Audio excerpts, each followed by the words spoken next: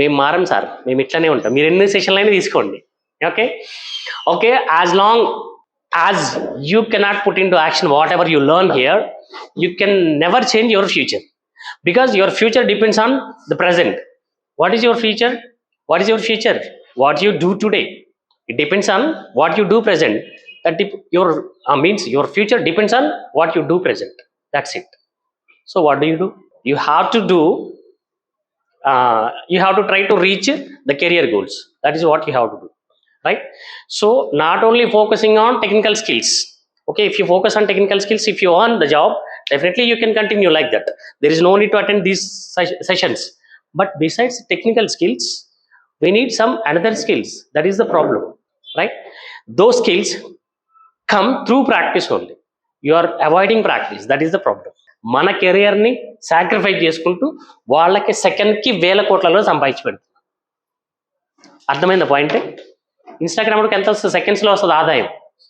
Facebook కూడా ఎంత వస్తుంది? సెకండ్స్లోనే. మనకి నెలల తరబడి చేస్తే తప్ప రాదు ఇన్కమ్. అది కూడా 20,000, 18,000, 15,000, రైట్? ఎందుకని? మన టైం అంతా అక్కడ కదా స్పెండ్ చేసేది, అందుకనే మనకు టైం తక్కువ అవుతుంది, టైం సరిపోతుంది, రైట్? సో అలా సినిమా ఎందుకు స్టార్ట్ అయిందో తెలుసా? సినిమా ఎట్లా స్టార్ట్ అయింది? ఎంటర్టైన్మెంట్ కోసమే. బట్ ఎందుకని స్టార్ట్ అయింది, ఎట్లా స్టార్ట్ అయింది? దానికి రీజన్ ఏంటి అంటే, యాడ్స్ చూపించడం కోసం సినిమా క్రియేట్ చేయబడింది. ఒక కంపెనీ, ఒక ఆర్గనైజేషన్ స్టార్ట్ చేసుకున్నాడు. నా ఆర్గనైజేషన్ గురించి ప్రపంచం మొత్తం తెలియాలి అంటే ఏం చేయాలి? వాడు ఇంటికి తిరిగి వెళ్ళలేడు కదా. సో అప్పుడు టీవీలో ఉన్నాయి, టీవీలో యాడ్ వేయటం స్టార్ట్ చేశాడు. అచ్చం యాడ్సే చూస్తామా? కాదు, మనకు దానికి కాస్త ఎంటర్టైన్మెంట్ జోడించామనుకోండి, ఆ ఎంటర్టైన్మెంట్ చూస్తూ ఉంటాం. చూస్తున్నప్పుడు మధ్యలో ఒక యాడ్ వస్తుంది కంపెనీ గురించి. అట్లా డీడీలో స్టార్ట్ అయింది ఫస్ట్. ఓకే, అచ్చం యాడ్స్ చూడాలంటే అచ్చం యాడ్స్ చూడరు కదా.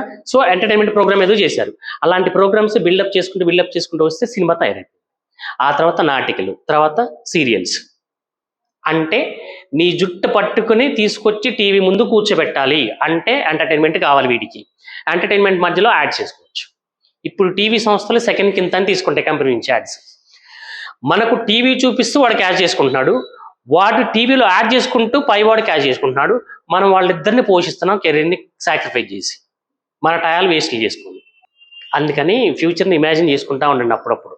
లేకపోతే నడుస్తుంది కదా అని ఓకే ఇంటి దగ్గర వాళ్ళు పంపిస్తామన్నారు ఎంతో కొంత, ఓకే తిండికి ఇబ్బంది లేదు, బట్టలకి ఇబ్బంది లేదు, ఓకే ఖర్చులకి ఇబ్బంది లేదు, బేబీ ఖర్చులకి ఇబ్బంది లేదు.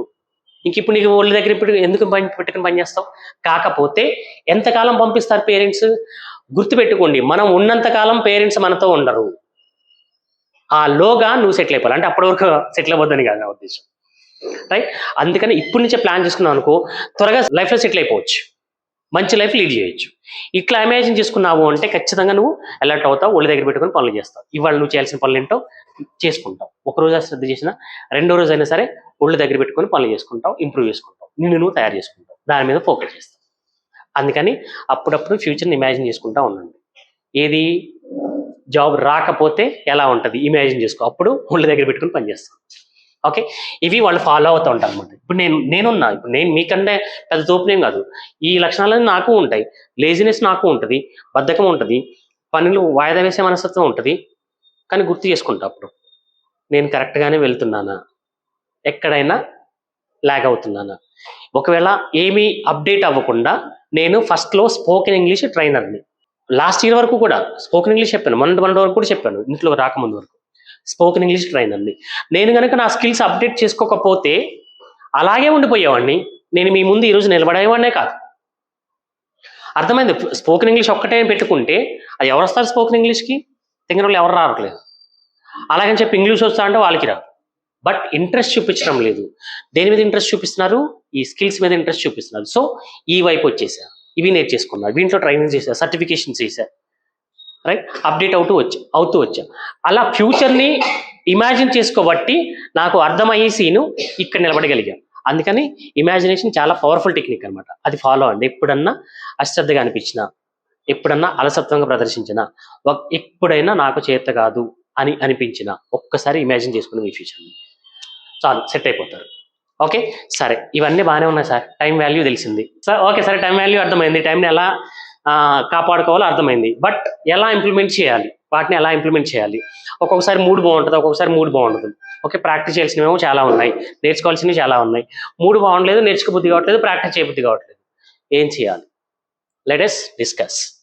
టైంని మేనేజ్ చేయాలంటే మనం టైంని మేనేజ్ చేయాలి, కానీ దేన్ని మేనేజ్ చేయొచ్చు అంటే మన అటెన్షన్ని మేనేజ్ చేయొచ్చు. టైం మేనేజ్మెంట్ కన్నా అటెన్షన్ మేనేజ్మెంట్ ఇంపార్టెంట్. మనకు ఏ వ్యక్తికైనా అటెన్షన్ రోజు మొత్తంలో 24 అవర్స్లో 3 లెవెల్స్లోకి చేంజ్ అవుతూ ఉంటుంది. 3 లెవెల్స్లోకి చేంజ్ అవుతూ ఉంటుంది. ఒకటి ఏంటి అంటే ప్రోయాక్టివ్ లెవెల్, రెండోది active level, third one inactive level.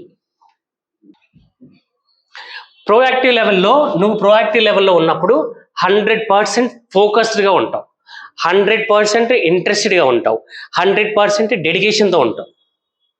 అయితే ఈ ప్రోయాక్టివ్ లెవెల్ నీకు ఎప్పుడు వస్తుందో, ఈ మూడ్లో ఎప్పుడు ఉంటావో నిన్ను నువ్వే పట్టుకోవాలి. ఎందుకంటే అది నేను డిసైడ్ చేయలేను. నా ప్రోయాక్టివ్ లెవెల్ నీ ప్రోయాక్టివ్ లెవెల్ ఒకటే అవ్వకపోవచ్చు, అవ్వదు కూడా. నా ప్రోయాక్టివ్ లెవెల్ నాకు ఈవినింగ్ 11 o'clock ఉంటుంది అనుకుందాం, 11 o'clock. ఓకే, మీకు అదే టైంలో ఉంటుందని లేదు. మీ ప్రోయాక్టివ్ లెవెల్ ఎప్పుడు ఉంటుందో పట్టుకోవాలి. అది ఒకరోజు ఆలోచించుకోవాలన్నమాట. ఈరోజు నేను ఎక్కువగా just before going to bed, ఈరోజు నేను ఎక్కువ ఫోకస్డ్గా, ఎక్కువ ఇష్టంతో ఏ పని చేశాను, ఏ టైంలో చేశాను గుర్తు చేసుకోండి. ఆ టైమే మీ ప్రోయాక్టివ్ లెవెల్ టైం.